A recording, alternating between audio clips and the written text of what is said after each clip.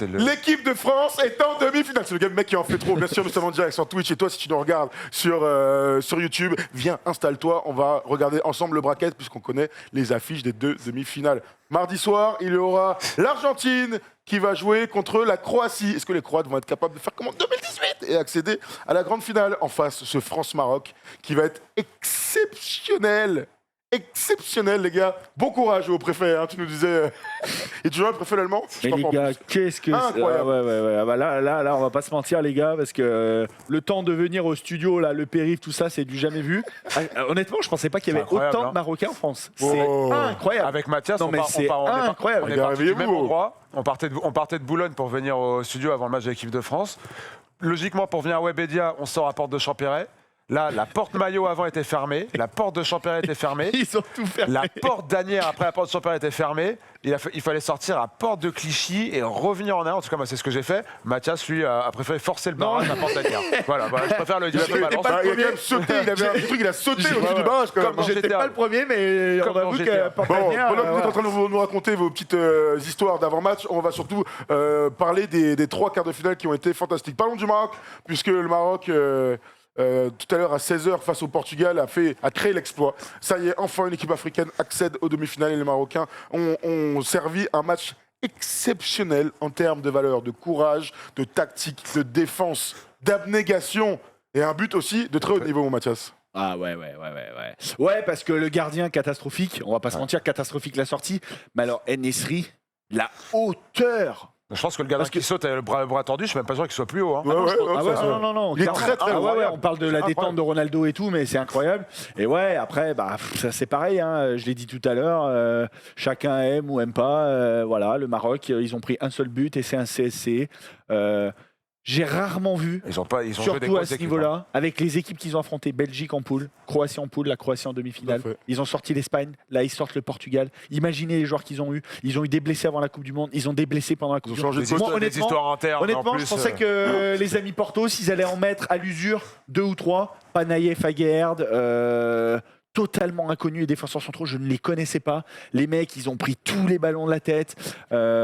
Ça sort Bouffal à la 65, 70. Tu dis, bah ouais, comment ils vont faire pour garder le ballon et tout. Et en fait, ils ont un bloc avec 2 lignes parce qu'ils ne sont pas mis en danger. Hein.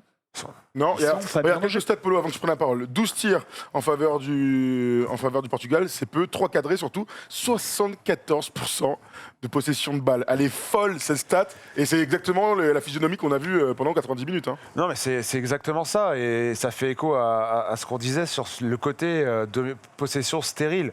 La Portugal n'a pas le même problème, notamment pour marquer des buts, que cette équipe d'Espagne, on pouvait l'imaginer.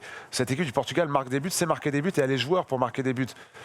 On a eu l'impression, mis à part Joao Félix qui c'est quand même qui bouffe un peu la feuille, faudra peut-être en parler, mais il y a cette impression pendant tout le match que le Portugal ne marquera pas de but. Ouais, mais c'est typiquement ce qu'ils aiment pas. Et t'as cette tête de Pépé, tu te dis toute fin. Mais non, moi je suis impressionné et au-delà du fait d'être impressionné, il faut je pense tirer un vrai coup de chapeau à cette équipe du Maroc, ce que je disais en début d'émission tout à l'heure, qui n'est pas une petite équipe de ce mondial. C'est une énorme équipe de ce mondial qui a sûrement la meilleure défense, le meilleur bloc, la rigueur tactique défensive la plus impressionnante de la Coupe du Monde de ce que j'ai pu voir d'ici là. Et au-delà de ça, on a beaucoup dit après l'Espagne, ouais mais ça c'est pas le football qu'on veut, le football à 12 derrière, ça bétonne et ça fait rien.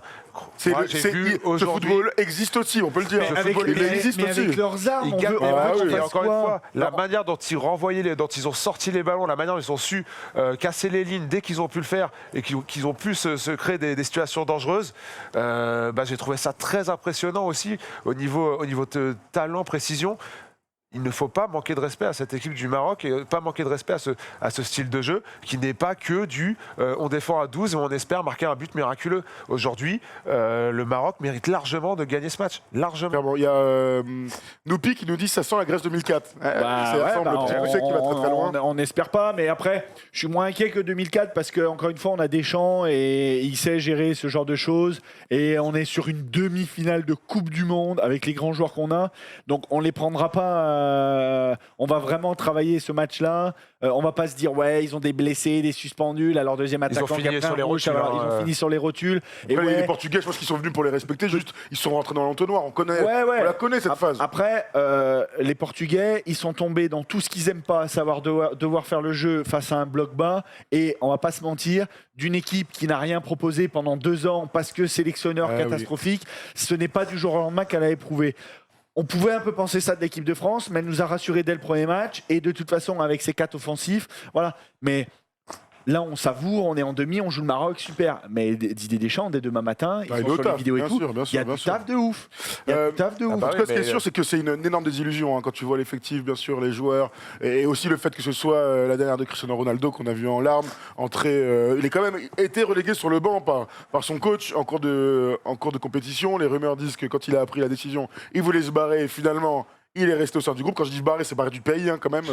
Notre ami, finalement, il finit sur une désillusion, une nouvelle désillusion en Coupe du Monde. C'est pas sa compète. Au grand Christian. On verra si on aura la même chose pour Messi dans quelques jours. C'est pas sa compète. Moi, je suis pas son plus grand fan, hein, Tom. Hein, c'est pas à toi que je vais l'apprendre, mais je suis triste pour 2 raisons.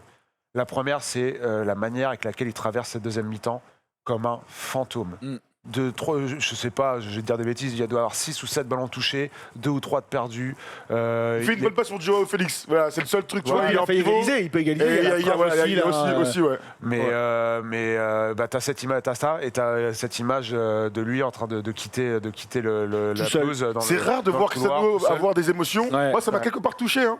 Tu vois ce que je veux dire, c'est rare. Là, en même temps, il y a tellement de pression. Je pense qu'avec tout ce qu'il a traversé depuis 6 mois, familialement et tout ça, puis les gars, il a quand même eu, à la différence de certains qui n'ont pas de grande équipe autour de lui, il a quand même eu 2-3 générations assez solides. Celle-là était exceptionnelle par rapport aux autres. Oui, non, mais celle-là. Ils ont toujours manqué d'un numéro 9, machin. Là, celle-là, elle est exceptionnelle. Il a gagné l'Euro et tout, mais encore une fois, la valeur d'une Coupe du Monde. Imaginez lui avec la carrière qu'il a, le nombre de ballons d'or qu'il a. Il n'aura jamais rien fait en Coupe du Monde. Et on a un mec, nous, qu'on a voulu mettre dans les flops aujourd'hui parce qu'il n'a pas dribblé les 12 attaquants, qui a 23 ans. Inch'Allah, il va être double champion du monde. Il n'a pas de ballon d'or, mais il va peut-être être double champion du monde. Tu me mets ça sur TikTok rapidement demain. Non, mais c'est clair, il y aura cette stat qui est terrible pour un joueur de cette trempe-là, c'est de n'avoir jamais marqué en phase finale de Coupe du Monde. C'est fou.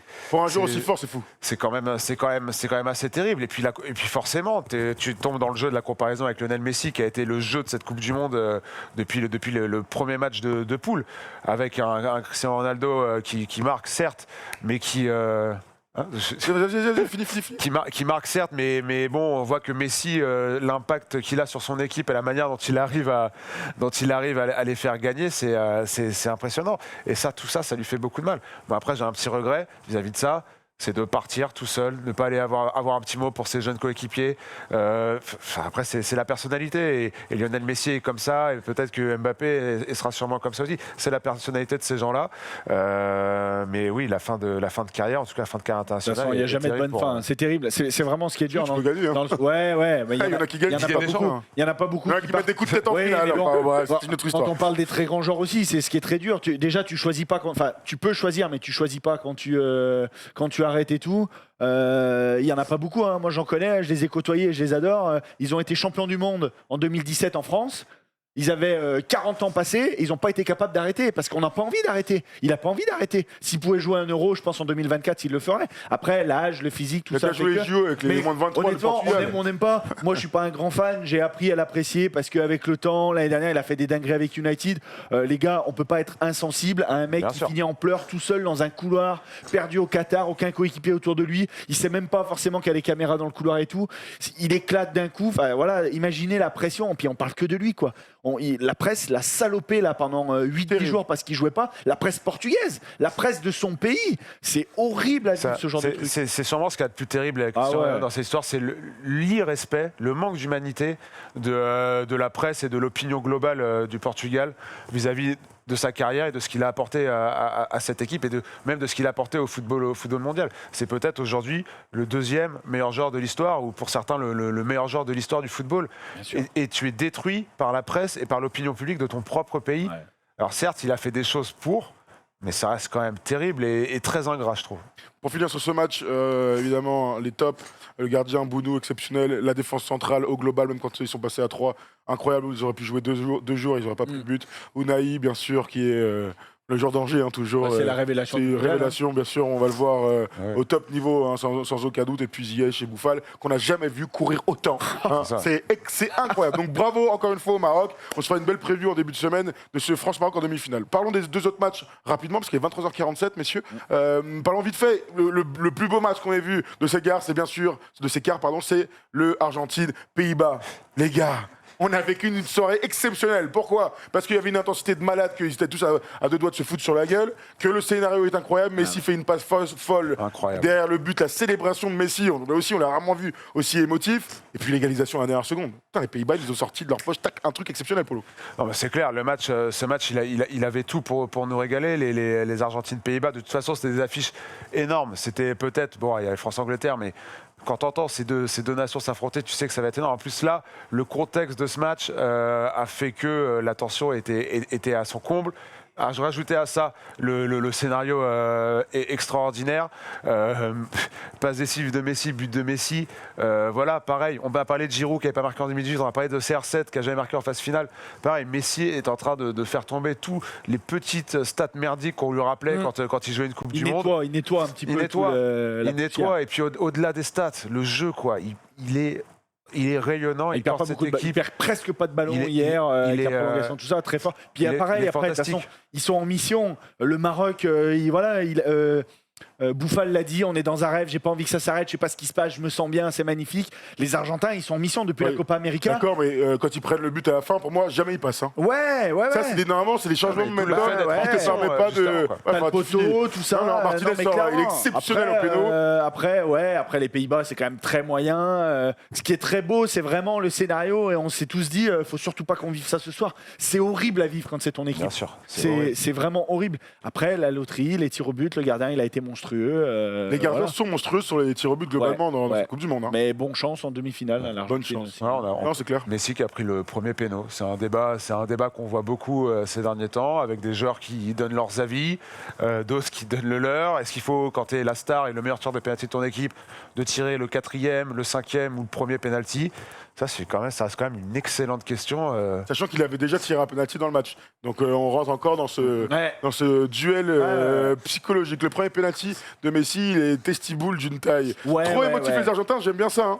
Moi, ils vont se faire croquer en demi-finale, mais on en parlera plus tard. Parlons de l'autre demi-finale incroyable, du coup, Neymar est en pleurs encore une fois, et le Brésil chiale.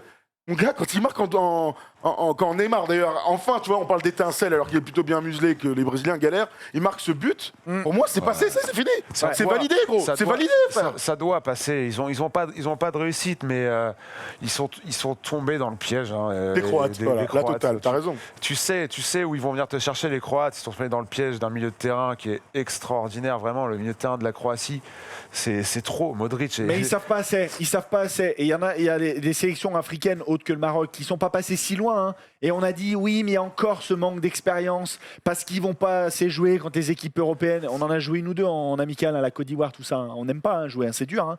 Il faut qu'ils le fassent plus. Et les Brésiliens, ils peuvent dire ce qu'ils veulent. Ils n'ont pas suffisamment parce que c'est les plus beaux, c'est les plus forts. On danse, machin, tous les trucs. Ils prient le Seigneur et ils vont gagner. Et les gars. Ils n'ont pas respecté la Croatie. La Croatie, elle a fait le match qu'il fallait, elle a fait qu'un tir, elle a marqué. Mais ils ne respectent pas suffisamment le foot européen et on ne respecte pas la Croatie. Ouais. Demi-finale, ok, c'était une surprise en 98. Ils sont finalistes 20 ans après. Ils sont demi-finalistes là et on les met presque favoris pour aller en finale. Vu la taille du pays, pour un pays qui existe depuis 1994. C'est extraordinaire. Non, mais la Fédé existe depuis 97. Juste avant quoi. 94, je crois que c'est l'indépendance. Oui, ça va comme ça. Je vais pas faire de politique comme dirait Manu, tu vois, mais non, c'est des faits. Mais honnêtement, c'est le piège. Les Argentins, ils vont vraiment falloir qu'ils soient focus à 300%. Comment on explique à 1-0 alors qu'il reste 3 minutes, alors qu'on a joué déjà 117 minutes, plus d'ailleurs avec les arrêts de jeu à rallongue, que ces bâtards de Brésiliens, ils sont encore à l'abordage. Ils prennent un contre à 1-0. Mais les gars. Teach. Bon, d'ailleurs, ça, il s'est fini. Hein. Oh, mon gars, fais rentrer Fabinho, mets-moi des mecs qui bétonnent, mets-moi des tontons, attendez un peu, jouez à la baballe, allez dans les corners pour gagner du temps. Les Brésiliens, ils sont encore à l'abordage. Hein. Et Fred, alors, vous avez vu l'image de Neymar, peut-être Juste après le but, Neymar, il langue, il met une soufflante de ouf. Après, il nous dit, mais gros, qu'est-ce que tu fais? Qu'est-ce que tu fais? Pourquoi t'es là à côté de moi? Tu devrais être en train de défendre. Ouais. Mais gros, c'est un truc de ouf. Mais ça, c'est les Brésiliens depuis 20 ans. Ouais, Ils ouais, arrivent toujours à faire une dinguerie. C'est Allez, et vas-y, Roberto Carlos en 2006 sur le coup de pied arrêté. C'est les défauts, et de leur, machins, et c'est les défauts de leur Ah, qualité, mais Exactement. c'est terrible. Et encore une fois, on parle de tir au but et chacun pourra apporter son argumentaire et tout ce qu'il veut. Mais la gestion des tirs au but, les Croates, ils les ont emmenés où ils voulaient. Ils ont géré la séance de tir au but comme ils voulaient. Mais comment tu peux démarrer une séance de penalty avec Rodrigo qui est un enfant? On a l'impression de voir un ado de 12 ans qui a les cheveux peroxydés, pendant que l'autre, la grande star, il attend qu'un truc, c'est quand tout le monde le suce sur les journaux le lendemain parce qu'il a mis le 5e penalty décisif. Mais on est où, les gars? Mais il est où? Mais dans quel monde Visiblement, il il a vit, fait ce son mec? choix de savoir s'il fallait tirer premier Mais ou dans quel cinquième. monde ouais. il vit, ce type, franchement? Mais Je comment, sais pas comment si c'est Marquinhos aussi, il peut tirer avant Neymar un penalty? Non, mais c'est comme ça en équipe de France ce soir, les gars. On était allé au tir au but. Varane. On avait fait tirer Varane, Upamecano, Koundé, non, arrête. d'accord, arrête. Giroud et puis Kylian. Oh, on attendra, tu mettras peut-être le 8 ou 9e parce que de toute façon le gardien là on n'arrêtera pas. On attendra que les Anglais ratent le 7e. Non, mais quand même, arrêtons. Mais malheureusement ça Je sais fera pas. partie de son histoire et ça fera sa légende. Mais il est indéfendable pour ça. Ouais, moi, je suis Il d'accord est avec ça, hein. indéfendable. Bien sûr qu'il a raison. C'est le meilleur truc qu'il Bah sait oui. faire, Eh, c'est j'ai vu- tirer les alors, pénaltys en Sachez plus. que ça a fait beaucoup parler, Walid, au Wina FC et aller là-dessus, et ça a buzzé énormément, mais ça fait des semaines et des mois qu'on parle de tout ça, du sûr. 5e tireur. Mais les gars, pour moi, c'est indéfendable. J'ai vu, comment il s'appelle sur Twitter, un ancien joueur pro. Walid a dit, hein, c'est Ah non, mais attends, 58%. 58% Oh là là. des séances de tir au but ne vont pas au 5e tireur. ne vont pas au 5e Et tireur. ben, une fois que t'as D'accord. ça, c'est plus une affaire de sensation du 5e. Non.